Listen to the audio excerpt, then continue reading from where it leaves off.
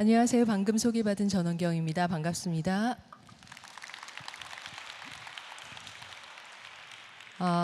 저희가 오랫동안 대전 시민으로 또 현재는 세종 시민으로 살고 있는데 한때 아이를 데리고 왔던 이 과학 축전에 연사로 초대받게 되어서 정말 기쁘게 생각합니다. 제가 가지고 온 주제는 기술의 발전, 창조성의 재발견인데요.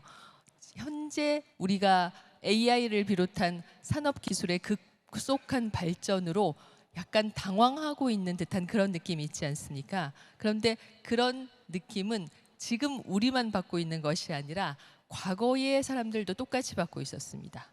예를 들면 18세기, 19세기의 산업혁명 같은 경우도 지금 현재 우리가 AI의 발전에서 느끼는 것에 거의 필적할 만큼 급격한 발전이었을 거예요. 사람들은 당황했고 그리고 그 와중에 없어지는 직업도 있었습니다.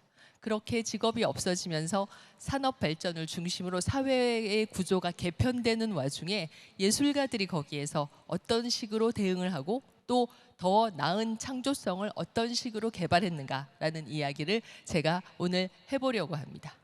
일단 이 18세기, 19세기 유럽에서는 프랑스에서는 뭐가 일어났나 하면 프랑스 대혁명이 일어났어요. 그래서 루이 16세 군주가 단두대에 올라가서 목이 잘리고 나폴레옹이라는 희대의 영웅이 나타납니다. 우리가 나폴레옹 하면 늘 생각하는 이 그림, 백마를 타고 알프스를 넘어가서 이탈리아를 공격하는 이 그림을 우리가 알고 있는데 사실 이 그림은 진실이 아닙니다. 나폴레옹은 백마 타고 알프스를 넘어가지 않았어요. 말은 산을 넘어가지 못한다고 하거든요. 나폴레옹은 노새 타고 넘어갔습니다. 그리고 이렇게 모든 군사들이 다 넘어간 후에 뒤따라갔대요. 그러나 나폴레옹은 이 그림을 대단히 좋아해서 그림을 그린 화가 다비드에게 이 그림을 더 많이 그리라고 해서 4장 더 그리라고 시켰다고 하죠. 왜냐하면 이 그림이 영웅으로서 프랑스를 구하는 구국의 영웅으로서 자신의 이미지를 메이킹해 줄 것이다 라고 생각을 했기 때문입니다. 아무튼 이렇게 해서 나폴레옹은 다들 아시다시피 프랑스의 황제가 됩니다. 그리고 전 유럽을 정복하려는 야망을 꿈꾸지만 결국 워털루 전투에서 웰링턴 공에게 지게 되고 프랑스는 계속 왕정 복고, 7월 혁명, 2월 혁명 같은 정치적 혼란을 맞게 되죠. 그런 와중에 1830년에 7월 혁명을 다룬 들라크루아의 민중을 이끄는 자유의 여신 같은 유명한 그림도 등장합니다. 이런 상황에서 우리가 무엇을 알 수 있냐면 이런 정치적 격변은 뛰어난 예술 작품을 낳게 돼요. 하지만 인접한 국가인 영국에서는 이런 정치적 격변이 없었습니다. 영국은 순조롭게 발전했죠. 그래서 그 당시에 영국에서 그려진 그림은 기껏 이런 정도입니다. 한마디로 평온하게 사람들이 잘 살고 있다라는 느낌인데 이 그림에서 우리는 산업혁명이 일어나는 중요한 단초를 찾을 수가 있습니다. 자, 미스터 앤 미시스 앤드루스 17살, 22살인데 일찌감치 결혼했어요. 이제 귀족의 아들, 딸들이었던 거죠. 그리고 자신의 영지가 있었는데 지금 앤드루스 씨 부부는 이 영지에다가 뭘 쳤나 하면 이렇게 울타리를 쳐서 자신의 땅에서는 자신의 양과 소만 먹을 수 있게 했습니다. 이것이 영국 역사에서 유명한 인클로저 농법이죠. 인클로저 농법으로 소작농들이 목축을 할 수 없게 되자 소작농들은 도시에 와서 막 생긴 공장에 들어가게 됩니다. 이제 공장이 가동되고 산업혁명이 시작된 것이죠. 물론 산업혁명이라는 것이 그렇게 갑자기 하늘에서 뚝 떨어진 것은 아닙니다. 영국의 계몽주의자들, 영국의 지식인들은 과학기술의 교육이 차세대를 위해서 굉장히 중요하다라는 사실을 알고 있었기 때문에 지금 이 그림에서 우리는 또 하나 흥미로운 사실을 볼 수가 있어요. 여기 붉은 옷을 입은 남자가 동가식 서가숙하는 떠돌이 과학자입니다. 이 떠돌이 과학자는 일종의 과학 쇼를 보여주면서 마법과 같은 과학 쇼를 보여주면서 숙식을 해결하고 있는 사람이에요. 마을의 유지가 이 과학 쇼를 보여주기 위해서 과학자를 초빙하고 동네 사람들도 초빙한 겁니다. 그가 보여주려는 과학쇼는 무엇인가 하면 자세히 보시면 하얀 새가 투명한 원구에 담겨 있습니다. 과학자가 이 투명한 원구에 있는 공기를 다 빼버리면, 진공 상태로 만들어버리면 새는 질식해서 죽게 되겠죠. 그러면 사람들의 눈에는 이 과학자가 새의 몸에 손을 대지 않고 생명을 뺏는 일종의 마법 같은 그런 능력을 가지고 있는 것으로 보였을 거예요. 이런 과학쇼를 마을 유지가 사람들도 부르고 그리고 또 자신의 아이들에게 보여주려고 하고 있는데, 놀랍게도 그 과학쇼를 보여주려고 하는 마을 유지의 아이들은 아들이 아니라 딸들입니다. 말하자면 1700년대 중반에 이미 영국의 계몽주의자들, 영국의 지식인들은 아들이 아니라 딸들에게도 과학교육을 시킬 필요가 있다라는 사실을 절감했던 것이죠. 그리고 1776년에 글라스고에서 제임스 와트가 증기기관을 개량하면서, 그때까지는 집에서 사람들의 손으로 가내수공업 수준으로 만들던 물품들이 공장에서 대량 생산되기 시작합니다. 이렇게 해서 영국은 1800년대가 되면 산업혁명을 맞게 되고, 이 그림이 영국 사람들이 가장 좋아하는 그림으로 늘 BBC에서 투표를 하면 1위나 2위로 뽑히는 그림이에요. 이 그림이 왜 영국 사람들의 눈에 그토록 소중한 그림인가? 우리 눈에는 그저 평범한 그림인데 라고 생각하실 수 있는데, 이 그림은 무엇을 보여주나 하면 산업혁명 이전에, 말하자면 작은 수레가 개울을 건너가고 저 옆에 퇴락했지만 소박한 오두막이 있는 영국 사람들이 생각하는 이상적인 시골의 모습을 보여주고 있습니다. 이 이상적인 시골은 더 이상 영국에는 없어요. 왜냐하면 1700년대 후반부터 산업혁명이 시작되면서 너나 할 것 없이 도시로 가서 도시에서 공장 노동에 종사했기 때문에 영국의 농촌은 일찌감치 붕괴됐습니다. 말하자면 이 그림은 더 이상 영국인들이 가질 수 없는 마음속의 고향, 이상적인 고향, 그러나 현실에는 있지 않은 그런 농촌을 보여주는 그림이라서 영국인들이 늘 이 그림을 가장 좋아하는 그림으로 꼽는 거예요. 이렇게 해서 19세기가 시작됩니다. 19세기 영국의 여왕은 바로 빅토리아 여왕이죠. 1837년부터 1901년까지 여왕이 재위하는 동안 영국은 눈부시게 발전합니다. 최고의 식민지였던 미국은 잃었지만 여전히 인도를 가지고 있었고, 그리고 산업혁명의 발전으로 여러 가지 사회 기반 시설이 만들어지기 시작해요. 증기선이 대서양을 건너서 미국으로 가고, 그리고 모든 성인 남자들이 투표권을 가지게 되고, 또 1페니에 우표를 붙이면 어디로든 편지를 사흘 안에 보낼 수 있게 되고, 주식시장이 급등해서 백만장자들이 생기고, 런던의 인구는 250만이 넘었습니다. 크림 전쟁에서 또 영국은 승리하죠. 1863년에 세계 최초의 지하철이 영국에서 개통됩니다.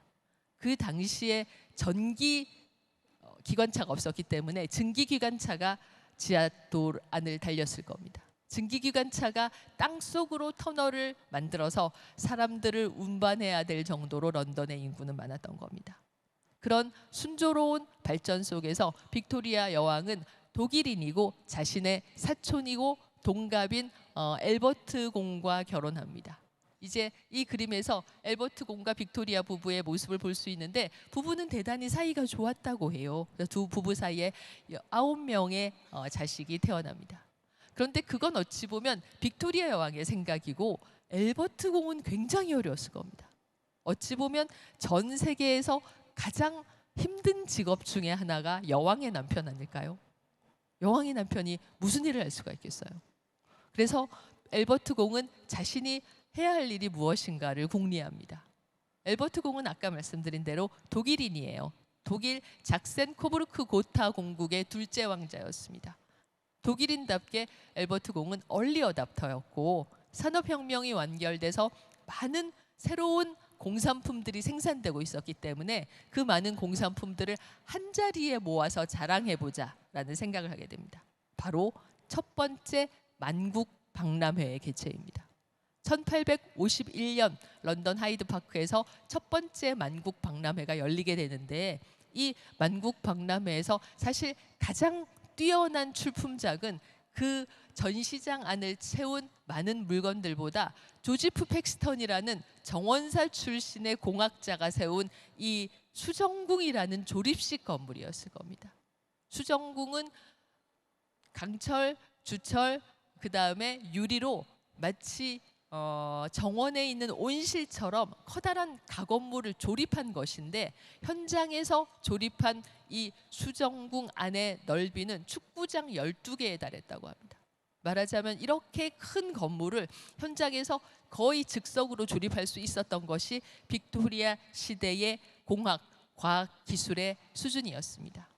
1851년 열린 만국 박람회에 영국 인구의 5분의 1에 가까운 600만 명이 참가했습니다. 그리고 총 전시 면적, 전시장의 길이가 12km에 달했다고 하죠. 전시는 대단한 성공을 거두었습니다. 말하자면 그 정도로 새로운 물건들, 새로운 물품들, 과학과 산업 기술의 개가로 만들어진 물품들이 많이 쏟아지던 것이 19세기 중반의 상황이었던 거예요. 그렇게 쏟아지는 새로운 물품들 중에 바로 카메라라는 것이 있었습니다. 지금 보여드리는 것이 초기의 카메라, 다게레오타이프라는 카메라인데요. 사실 과거부터 사람들은 카메라 옵스큐라라는 일종의 도구를 알고 있었습니다. 깜깜하게 제작한, 말하자면 암실같이 제작한 검은 상자에 2개의 렌즈를 넣어서 상을 맺히게 하면 이 상 안에 있는 판에 바깥의 경치가 그대로 복사하듯이 선명하게 그려집니다. 화가들은 이 카메라 옵스큐라를 이용해서 17세기부터 그림을 그렸어요. 말하자면 밑그림을 그리는데 이 기계를 이용한 겁니다. 그런 그림들이 상당히 많이 있습니다. 예를 하나 들어볼까요? 이런 그림입니다. 카날레토라는 화가가 그린 베네치아 산 마르코 광장인데, 마치 사진이라고 해도 믿을 정도로 선명하고, 그리고 원근법도 아주 정확하게, 건물들도 아주 정교하게 그려져 있습니다. 이렇게 정교한 그림을 그릴 수 있었던 이유, 바로 화가들이 실제 장면을 그대로 복사하는 기능이 있는 이 카메라 옵스큐라를 사용했기 때문이에요.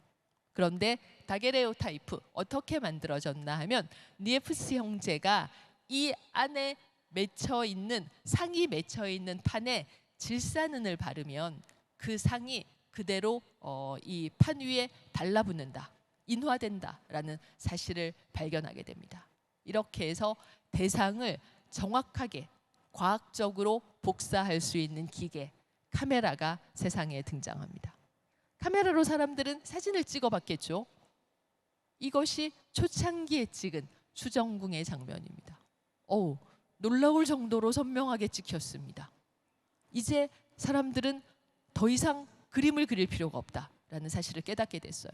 왜냐하면 르네상스 이후로 서양화의 가장 중요한 목적은 대상의 정확한 정밀한 복사입니다.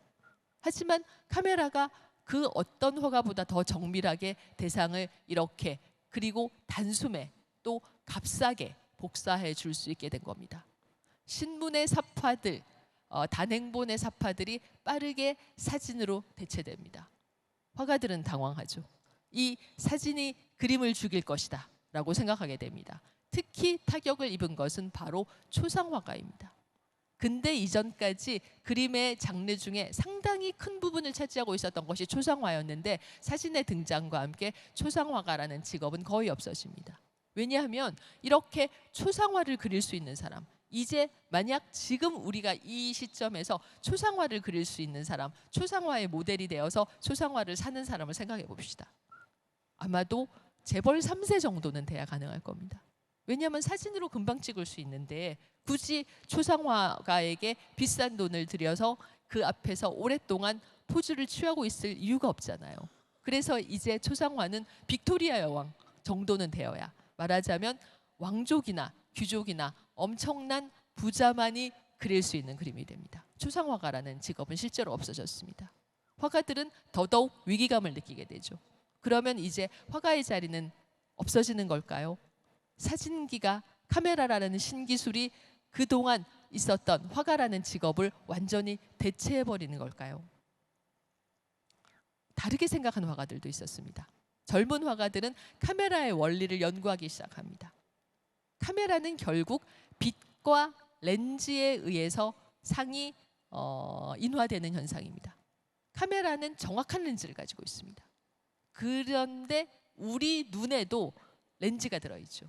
우리 눈에 들어있는 렌즈는 카메라 렌즈보다 훨씬 부정확합니다. 그래서 우리 눈 안에 들어있는 렌즈는 똑같은 사물이라도 상황에 따라서 그 사물을 다양하게 다르게 인식합니다.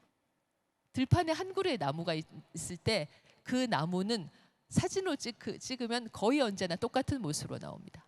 하지만 우리의 눈에는 해가 뜰 때, 한낮에, 저녁에, 비가 올 때, 바람이 불 때, 여름에, 겨울에 다 다르게 보이죠. 왜냐하면 우리 눈의 렌즈는 카메라 렌즈보다 훨씬 부정확하기 때문입니다. 이 점에 주목한 화가가 모네입니다. 그래서 모네는 자신의 고향인 르아브르 바닷가에서 해가 힘차게 떠오르는 장면을 이렇게 그렸습니다. 지금 해가 떠오르면서 주변의 광경을 완전히 다 삼켜버리고 있습니다.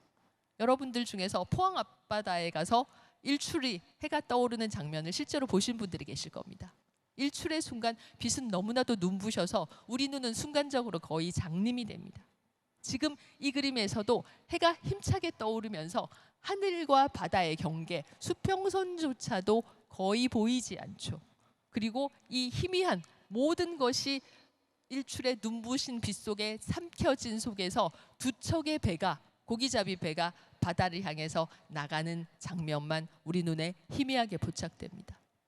이 그림은 우리가 잘 알고 있는 말할 나위도 없는 명작입니다.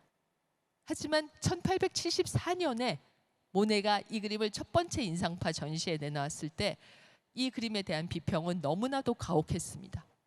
말도 뒷발 들고 일어설 정도로 흉측한 그림. 우리 집 벽지도 이것보다는 잘 그렸다. 이런 식의 평을 받았습니다. 모네는 굴하지 않았습니다. 우리 눈이 사물을 인식하는 그 순간 시시각각 변화하는 빛과 대기에 의해서 사물의 모습, 풍경의 모습, 거리의 모습이 어떻게 달라지는가. 이 부분을 모네는 집중적으로 탐구합니다. 예를 들어서 이런 그림입니다. 모네는 이제 이쯤에 있습니다. 대로변에 있는 건물의 4층이나 5층에서 대로변을 내려다봅니다. 카푸신 대로라는 이 대로 아마도 가을쯤 되는 그런 시각일 것 같습니다. 아니면 여름일 것도 같아요. 유난히 환했던 해가 지면서 노을이 이 대로를 덮었습니다. 그림의 왼쪽은 눈부신 황금빛 노을에 쌓여 있습니다. 그러나 그림의 오른쪽은 해가 기울면서 점점 길어지는 건물의 그림자가 오른쪽 대로를 덮었습니다. 오른쪽과 왼쪽의 분위기는 완전히 달라요. 모네는 이 길을 걸어가는 사람들, 마차, 건물, 가로수 그 어떤 것도 명확하게 그리지 않았습니다. 자세히 보시면 사람들은 몇 개의 점만으로 찍었어요. 그리고 이 그림에서 빛이 그림의 분위기를 얼마나 좌우하는가, 우리의 눈이 인식하는 빛의 모습이 얼마나 다채로운가를 보여주려고 했던 겁니다. 이런 그림 역시 엄청난 비난을 받았죠. 우리가 흔히 인상파라고 부르는데 그 인상파는 사실 좋은 뜻으로 붙은 이름이 아닙니다. 인상파라는 이름이 왜 붙었나 하면 첫 번째 인상파 전시를 1874년에 모네와 동료들이 열었을 때 루이 르루아라는 평론가가 모든 전시에는 좋은 그림과 나쁜 그림이 있기 마련이고 이 전시도 마찬가지인데 유감스럽게도 이 전시에는 나쁜 그림이 훨씬 많다. 그림에서 예를 들면 그림의 인상만 포착한 듯한 그림들이 대부분이다 라고 말해서 인상파라는 이름이 붙게 된 겁니다. 그리고 이 그림에서 모네가 해돋이 인상이라는 이름을 붙여서이기도 하죠. 이것 때문에 모네는 자기가 이 그림에 인상이라는 단어를 쓴 것을 두고두고 후회하게 됩니다. 아니 잘 그렸는데요? 라고 저희는 주장하고 싶을 거예요. 이렇게 잘 그렸는데 뭐가 문제란 말이에요? 라고 말하고 싶으시겠죠? 당시 사람들이 생각하는 그림은 이렇지 않았습니다. 당시 사람들이 생각하는 그림은 이런 것이죠. 아유 갑자기 야한 그림 보여드려서 죄송합니다. 그런데 당시 사람들이 생각하는 그림은 이런 것이었습니다. 모든 것을 선명하게 그리는 것. 그런데 모네와 동료들은 그렇게 그리지 않았다는 것이죠.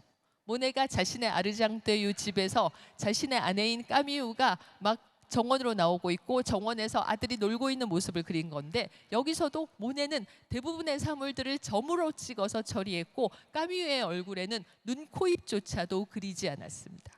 왜냐하면 우리의 눈이 보는 인상이 이렇기 때문입니다. 우리가 햇빛 아래서 그늘을 보았을 때 그 그늘 속에 있는 물체, 사람들은 선명하게 보이지 않는 것이 당연합니다. 우리의 눈이라는 렌즈는 부정확하기 때문입니다. 한마디로 모네는 우리의 감각이 사물을 어떻게 포착하는가, 객관적인 사실보다도 우리의 감각을 우선하는 그림을 그리려고 했던 것이죠. 그것은 그때까지의 화가들이 생각하지 못했던 새로운 창조로 나아가는 길이었습니다.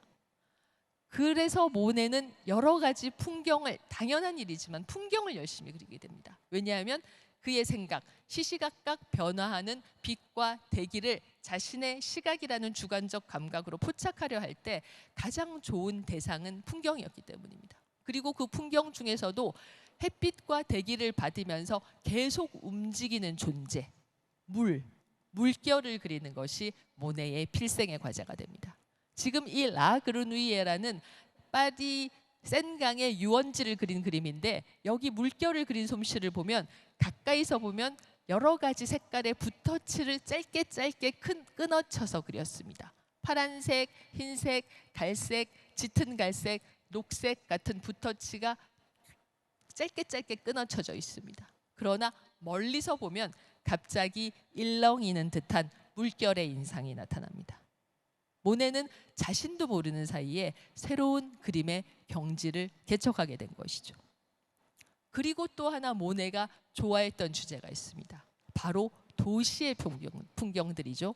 1877년에 파리에서 처음 열린 생라자르역이라는 역에 한 젊은이가 나타났습니다. 영무실에 가서 자신을 클로드 모네라고 소개하면서 자신이 화가인데 그림을 좀 그려도 되겠냐라고 물었죠. 영무원들은 어리둥절해하면서 그려도 된다라고 이야기했습니다. 그러자 모네는 주머니에서 분필을 꺼내서 플랫폼의 한 자리에 표시를 하고 갔습니다. 그 다음 날부터 모네는 이제를 들고 와서 그 자리에 이제를 세우고 플랫폼의 그림을 그리기 시작합니다. 모두 12점의 그림을 그렸고 그 중에서 7점을 1877년에 열린 세 번째 인상파 전시에 내놓았는데, 여기서 모네가 그린 그림들, 이런 그림들을 그렸죠. 모네는 무엇을 그리려고 했을까요? 여기서 모네가 그리려고 한 것은 기관차나 승객들이나 역의 모습보다는, 기관차가 증기기관차니까 기관차가 역 안으로 들어오면서 뿜어내는 엄청난 수증기, 증기와 그 수증기가 뭉게뭉게 올라가면서 유리로 된 플랫폼 지붕에 부딪히는 장면입니다. 한마디로 대기의 다양한 분위기를 포착하기 위해서 모네는 이 역이라는 주제를 선택했던 거예요. 모네의 다른 동료들도 비슷한 그림을 그립니다. 예를 들면 이 카유보트가 그린 유명한 그림 비 오는 날 파리 거리를 보면 지금까지 제가 보여드렸던 모네의 그림과는 영 달라요. 왜냐하면 모네의 그림은 뭔가 순간적인 분위기를 포착하기 때문에 등장인물들을 명확하게 그리지 않았습니다. 눈, 코, 입조차도 그리지 않고 사람을 몇 개의 점 정도로 처리했죠. 카유보트는 등장인물들을 모두 선명하게 그렸습니다. 그러나 이 그림은 인상파 작품으로 분류됩니다. 왜냐하면 이 그림에서 화가가 말하는 것은 계속 움직이고 있는 도시의 한 풍경이기 때문입니다. 이 그림은 마치 동영상의 한 장면을 딱 스톱시켜 놓은 것 같습니다. 이 동영상을 다시 돌리면 1초 후면은 그림 앞에 있는 남녀는 프레임 바깥으로 빠져나가겠죠. 그리고 오른편에 있는 덩치 큰 신사가 그림 안으로 들어올 겁니다. 프레임 안으로 막 들어오고 있는 신사는 이 숙녀에게 부딪히지 않기 위해서 우산을 살짝 오른쪽으로 기울이고 있습니다. 모든 사람들이 자기가 가는 방향으로 우산을 기울이고 있죠. 한마디로 이 그림은 도시의 한순간을 포착한 그림입니다. 그러면 또 다시 저에게 묻고 싶으실 겁니다. 아니 이런 그림 그리는 게 당연한데 뭐가 새롭다는 거예요. 이 그림은 다 이렇게 그리지 않나요? 라고 물어보실 겁니다. 이 당시 사람들이 생각했던 그림의 정의, 그림은 이런 것을 그리는 것이 아닙니다. 이 당시 19세기 중반 후반 사람들이 생각하는 그림이라는 것은 바로 이런 것입니다. 무언가 역사적인, 엄청난, 장대한 또는 종교의 한 장면, 그리스 신화 속의 한 장면, 일상이 아닌, 우리의 일상이 아닌 일상보다 훨씬 대단한 것을 그리는 것이 그림이다 라고 생각을 한 겁니다. 인상파 화가들은 그렇게 생각하지 않았습니다. 인상파 화가들은 도시의 삶, 일상의 모습, 도시인의 다양한 삶의 양태, 자신들이 늘 보는 장면들을 그림으로 그리려고 했습니다. 그래서 마네 같은 경우는 카페의 장면을 굉장히 많이 그렸어요. 지금 이 마네가 그린 라떼의 영감의 레스토랑에서 이 장면 어떤 장면인 것 같으십니까? 제가 잘 안 보이지만 미성년자들이 좀 계신지 모르겠는데 이 장면은 제비가 작업하는 그림입니다. 지금 남자가 여자의 의자 팔걸이에 탁 자신 있게 손을 올려놓고 여자의 눈을 착 들여다보면서 뭐 오빠 믿지? 뭐 이런 말 하고 있는 장면 아닙니까? 여자는 뭔가 남자보다 나이는 좀 많아 보이지만 이런 경험이 전혀 없기 때문에 뻣뻣하게 굳어서 어쩔 줄 몰라하고 있습니다. 라떼유 영감, 이 레스토랑의 오너인 영감이 뒤를 지나가면서 저 제비 또 작업 시작했구만 쳐다보고 있는 겁니다. 그때까지 생각했던 그림, 이런 그림에 비하면 이 그림은 매일매일 파리에서 볼 수 있는 도시의 일상입니다. 마네가 그린 또 다른 남녀를 한번 볼까요? 이 그림에서 남자와 여자의 손이 그림의 정가운데 있는데 똑같은 반지를 끼고 있는 거 보이시죠? 두 사람은 부부인 거예요. 그리고 옷을 보면 대단히 세련되게 잘 차려입었습니다. 두 부부는 경제적으로 아무런 문제가 없고 그 다음에 또 나이가 순조롭게 들고 있고 건강해 보이죠. 산책을 가다가 온실에 앉았습니다. 남자가 여자, 자신의 아내에게 무언가 말을 걸고 있습니다. 이야기를 하고 있는데 여자의 표정, 부인의 표정을 한번 보세요. 지금 남편의 말을 듣고 있나요? 부인은 안드로메다 가 있습니다. 말하자면 이 두 부부는 아무런 문제가 없는 생활을 살고 있는 것처럼 겉으로는 보이나 부부 사이에 가장 중요한 무엇? 신뢰가 이미 깨진 상황이다 라는 이야기를 하고 있는 겁니다. 도시인의 다양한 삶의 표정, 이런 것들을 그리면서 인상파는 점점 근대를 그린 새로운 강력한 유파로 침투하기 시작합니다. 드가가 그린 이 카페 콩세르라는 그림, 봄밤, 요즘 같은 봄밤이죠. 환한 봄밤에서 카페에서 야외 콘서트가 열렸고 역광을 받고 있는 가수가 행복한 표정으로 노래를 부르고 있습니다. 제목을 왜 개의 노래라고 붙었냐면 이 가수가 항상 손을 앞으로 이렇게 하고 노래를 불러서 별명이 개였대요. 그러니까 이런 장면조차도 일상에서 늘 보는 사소한 장면조차도 그림으로 그릴 가치가 있고 그것을 그림으로 그려서 그 순간의 감각, 그 순간의 감정을 남기는 것이 그림이다라고 인상파 화가들은 생각했던 겁니다. 이 그림에서 제가 정말 아름답다고 생각하는 것은 푸른 봄의 밤과 그리고 명멸하는 조명입니다. 명멸하는 조명 때문에 이 밑에 있는 관객들은 마치 실루엣처럼 그려져 있습니다. 이런 것들 역시 그 전에 화가들이 생각했던 모든 것을 정확하고 세밀하게 그리는 그림에서는 있을 수 없는 것이지만 그 당시의 사진술로는 이런 장면을 포착할 수 없었을 겁니다. 사진보다 훨씬 더 희미하게 그렸지만 사진이 담을 수 없는 감정을 그림은 담고 있습니다. 드가가 그린 이런 그림들 중에는 당시 사람들의 모습뿐만이 아니라 사람들의 감정을 보여주는 그림이 상당히 많아요. 드가의 집은 부잣집이었거든요. 외갓집이 일찌감치 미국으로 이민 가서 뉴올리언즈에서 면화 사업을 해서 큰 돈을 벌었습니다. 그래서 외갓집, 미국에 놀러 간 드가가 자신의 외가가 운영하고 있는 면화 사무소를 그림으로 그렸는데 모두가 바쁘게 일하고 있지 않습니까? 컴퓨터만 없다 뿐이지 지금의 사무실과 큰 차이가 없어 보여요. 그런데 이 앞에 앉아 있는 나이든 실크엣을 쓴 노인, 그리고 그 뒤에서 신문을 펼쳐 들고 있는 사람만 열심히 일하고 있는 다른 사무원들에 비해서 너무 느긋해 보이고 살짝 오만해 보이잖아요. 이 두 사람이 사무소의 오너입니다. 앞쪽에 있는 사람은 드가의 외삼촌, 그리고 뒤쪽에 있는 사람은 미국으로 가서 이 사무소 운영을 맡았던 드가의 동생 르네입니다. 그러니까 이 두 사람은 열심히 일할 필요가 없는 거죠. 우리가 오너인데 뭐. 라는 식의 이 그림 속의 장면뿐만 아니라 그림 속에 등장하는 사람들의 감정까지도 보여주고, 그리고 그림이 보여주는 것은 어디까지나 우리가 현재 살아가고 있는 일상입니다. 인상파는 이렇게 그 전까지 화가들이, 그 전의 그림들이 포착하지 못했던 새로운 장면들을 새로운 기법과 새로운 시각으로 포착하기 시작합니다. 자, 그리고 모네는 이제 연작에 돌입합니다. 모네가 생각하는 인상파의 강령이라는 것은 시시각각 변화하는 햇빛과 대기를 화가의 주관적 감각으로 포착해서 캔버스에 옮기는 것인데, 시시각각 대기와 빛이 변화하고 있다면 한 장의 그림으로는 그 변화를 다 보여줄 수 없잖아요. 그래서 모네는 같은 주제를 다양하게 계절과 시간과 날씨에 따라서 다르게 보여주는 연작 작업에 돌입하게 되죠. 첫 번째 연작은 이 노젓갈이었습니다.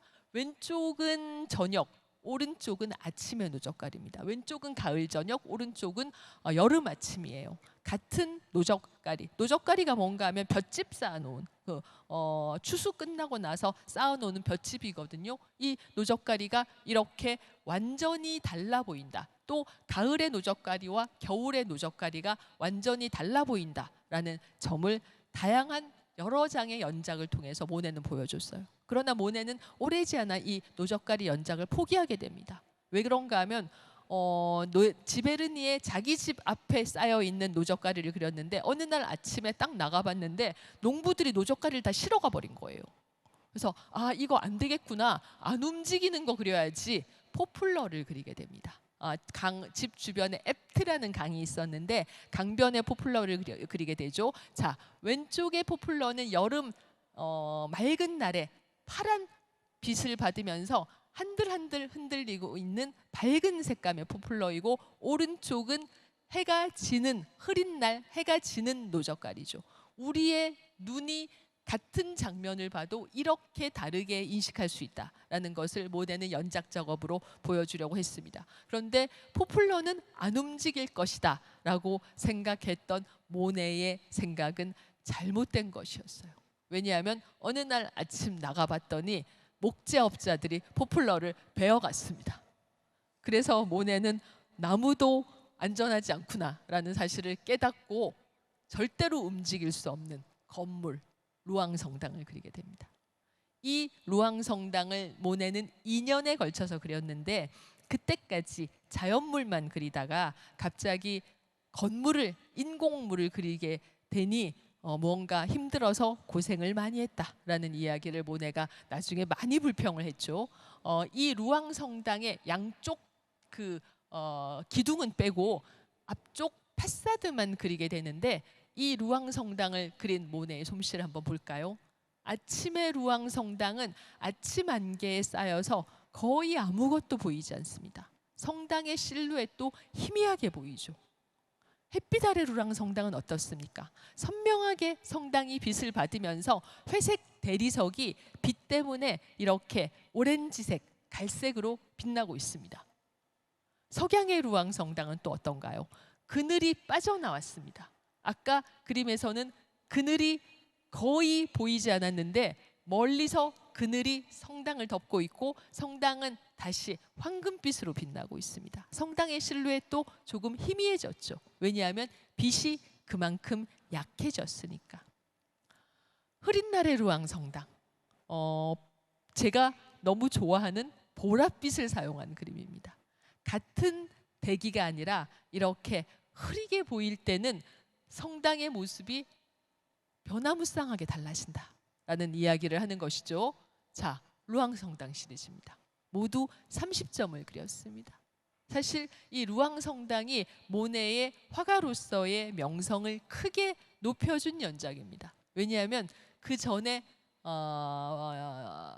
노젓가리 연작은 점당 3,000프랑을 받았습니다. 포플러는 점당 4,000프랑을 받았습니다. 이 루앙성당은 점당 12,000프랑을 받고 팔았습니다. 모든 사람들이 루앙성당을 극찬합니다. 그 당시에 작가로 활동했던 훗날 프랑스의 총리가 되는 조르주 클레망소가 대성당의 혁명이라는 사설을 써서 모네를 극찬합니다. 이 대성당의 혁명에서 클레망소가 뭐라고 얘기했냐면, 모네는 지금까지 우리가 보면서도 보지 못했던 것을 비로소 보게 해주었다라고 이야기했습니다. 이것 역시 사진술이 아무리 발전해도 따라갈 수 없는 인간의 감각과 인간의 창조성이 합쳐져야만 만들 수 있는 새로운 그림의 경지입니다. 말하자면 모네는 사진이라는 그전까지 기존 미술의 영역을 크게 위협했던 새로운 기술의 개발에 기죽지 않고 그 기술의 발전을 자신의 창조성을 개발할 수 있는 새로운 도구로 사용했던 것입니다. 모네만 이렇게 한 건 아니죠. 드가 같은 경우는 모네와 좀 다른 방법으로 사진을 이용합니다. 드가의 그림들, 발레리어설 이런 그림인데 그림의 발레리나들의 얼굴은 거의 보이지 않지만 여러 발레리나들에게 제각기 다른 빛깔의 리본을 메워서 그들의 어떤 동작과 개인을 구분해 주고 있는데 대단히 아름다운 그림입니다. 그런데 이 그림에서 지금까지 우리가 생각했던 그림 또는 사진과 좀 다른 점이 있죠. 그림을 딱 반을 갈라봅시다. 그림의 왼편에 대부분의 인물들이 몰려 있습니다. 그리고 그림의 오른편은 거의 비어 있어요. 만약 여러분이 자녀들이 운동회를 가거나 학예회를 가서 또는 공연을 해서 사진을 찍으러 갔는데 이렇게 사진을 찍었다고 생각해 보세요. 이것은 좀 잘못 찍힌 사진입니다. 그런데 잘 생각해 보시면 잘못 찍힌 사진이 오히려 현장성, 운동회라던가 공연이라던가 특히 많은 사람들이 움직이고 있는 장면을 담고 있는 그런 장면의 현장성을 극대화시켜주는 경우가 많습니다. 잘못 찍은 사진이 오히려 더 사실감 있고 더 생동감 있고 더 현장의 분위기를 생생하게 살려준다는 것이죠. 드가는 그런 점을 깨달은 겁니다. 그리고 사진을 찍었을 때 사진에서 보여주는 다양한 포즈들을 이용해서 마치 잘못 찍은 사진 같은 그림을 계속 그려서 현장감을 극대화합니다. 다들 아시다시피 드가는 공연장, 특히 발레리나들의 모습을 그리는 것을 좋아했습니다. 드가가 평생 1200점의 그림을 그렸는데 그중에 600점 이상이 발레와 연관된 그림입니다. 드가의 많은 그림들, 예를 들면 이 오케스트라 연주자들 같은 그림은 공연이 막 끝난 순간입니다. 발레 공연을 하면 오케스트라 피트에서 연주를 하다가 공연이 끝나면 피트가 이렇게 밑에서 위로 올라옵니다. 그래서 그 전까지는 보이지 않았던 오케스트라 연주자들의 뒷모습이 1층 객석에 앉아있는 드가의 눈에 보이는 겁니다. 무대에서는 프리마 발레리나가 인사를 하고 있죠. 이것 역시 아무리 봐도 잘못 찍은 사진입니다. 그런데 오히려 이 사진을 보면서 이 그림을 보면서 우리는 드가와 함께 파리 오페라 극장의 1층에 앉아있는 듯한 느낌을 갖게 돼요. 그림은 움직이지 못하지 않습니까? 그러나 그림의 등장인물들이 생생하게 움직이는 것 같은 현장감을 어떻게 줄 수 있는가? 드가는 카메라를 통해서 그 원리를 궁리합니다. 그리고 또 하나 드가가 여러 그림을 그리면서 발견한 카메라는 담지 못하는 장면들이 있습니다. 바로 그것은 등장인물의 감정입니다. 지금 이 기다림이라는 그림에서 우리는 등장인물의 얼굴을 거의 볼 수 없어요. 그래서 등장인물들이 어떤 감정을 가지고 있는지 그들의 얼굴 표정을 통해 읽을 수는 없습니다. 그러나 그들의 표정이 아닌 그들의 포즈를 통해서 우리는 두 사람이 무언가 상반된 생각을 하고 있고 어떤 갈등의 상황에 있다라는 사실을 느낄 수가 있어요.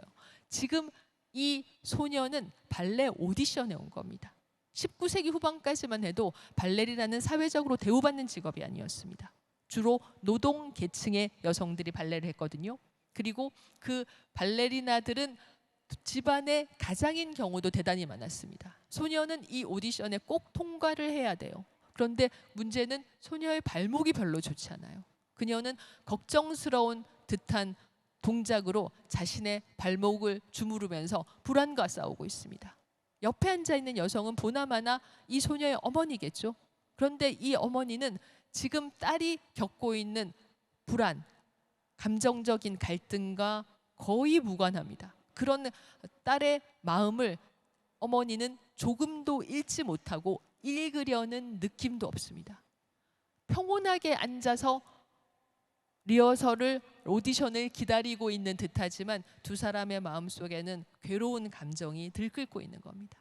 이게 드가 그림의 특기입니다. 제가 강의에서 좀 우스갯소리로 하는 이야기가 있는데, 드가 그림에서는 한 사람이 나오면 그 사람은 고독하고 두 사람이 나오면 갈등입니다. 이 그림에서 보여주는 것은 사진이 담을 수 없는 등장인물들의 말로 설명할 수 없는 괴로운 느낌, 바로 갈등이죠. 가난한 사람들만 갈등하는 건 아닙니다. 부자도 갈등해요. 드가가 그린 이 벨릴리 가족 초상, 로라 벨릴리라는 드가의 고모부와 그 딸들을 그린 그림입니다. 아까 말씀드린 대로 드가의 외가는 부자였습니다. 드가의 본가도 부자였습니다. 드가의 본가는 어디 살았냐면 이탈리아에 살았거든요. 그래서 이탈리아에 갔다가 자기 고모 집에 가서 고모 가족들의 초상을 그린 건데, 잘 살고 있음에도 불구하고 드가의 고모부는 또 귀족이었어요. 남작이었습니다. 그럼에도 불구하고 이 가정의 부부는 심각한 불화를 겪고 있었습니다. 지금 고모의 얼굴 표정을 보세요. 고모가 검은 옷을 입고 있는 것은 얼마 전에 아버지가 세상을 떠났기 때문입니다. 드가의 외할아버지겠죠. 드가의 할아버지겠죠. 그런데 상복을 입은 채로 로라 벨릴리는 멀리 어딘가를 쳐다보고 있습니다. 가족을 쳐다보고 있지 않아요.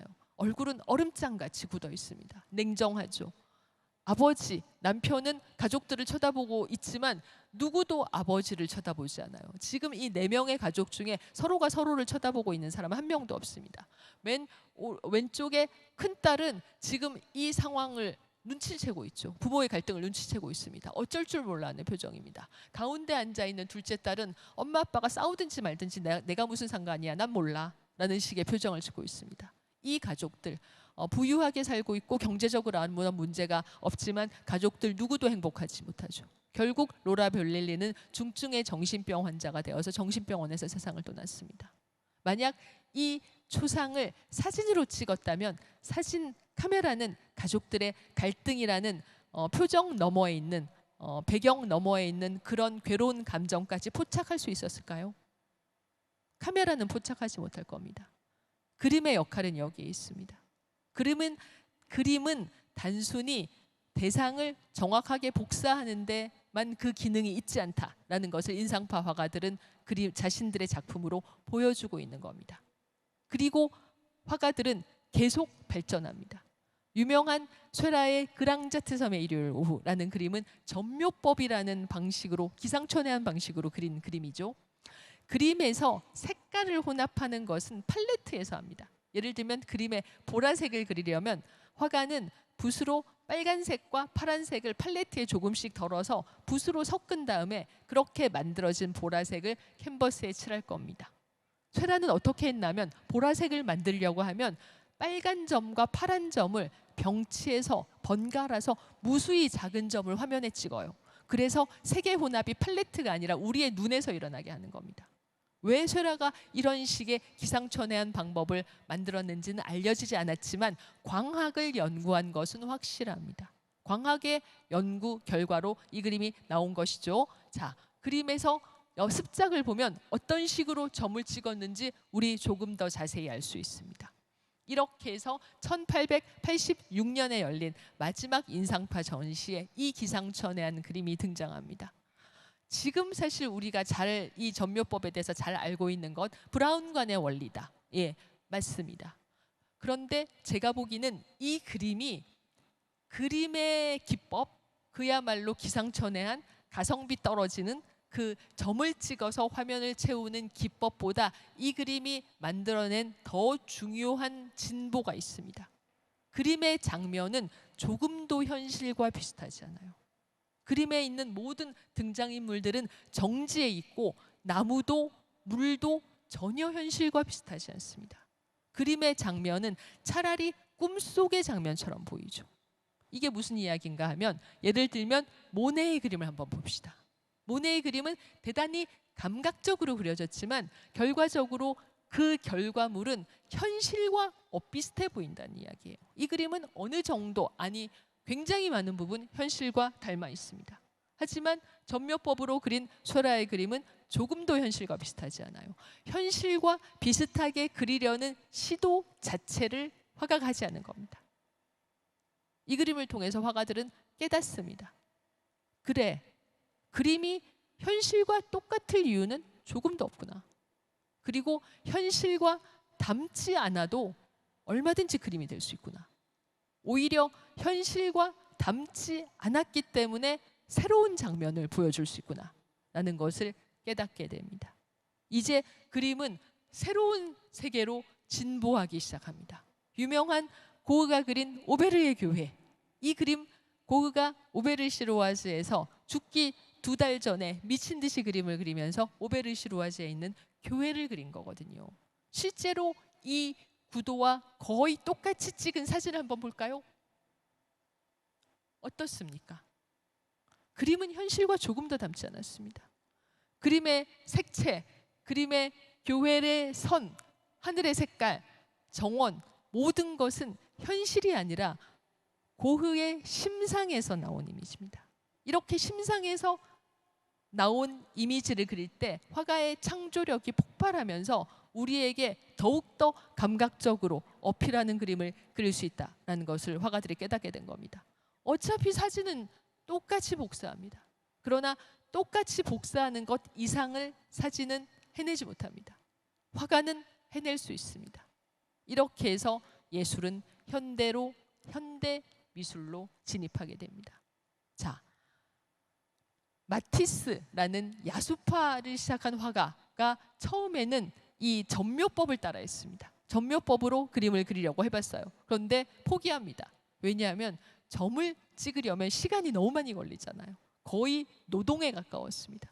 그래서 전묘법에서 점을 찍는 것을 포기하자 전묘법이 사용한 밝은 원색만 남았습니다. 어차피 전묘법은 색을 섞지 않기 때문에 전묘법이 사용하는 색은 원색뿐입니다. 아까 말씀드린 대로 보라색을 만들려면 빨간색과 파란색 점을 찍으니까 극단적으로 전묘법은 3가지나 4가지 정도의 색만 사용하고도 그림을 그릴 수가 있거든요. 전묘법이라는 기법을 포기하자 마티스에게는 무엇이 남았나?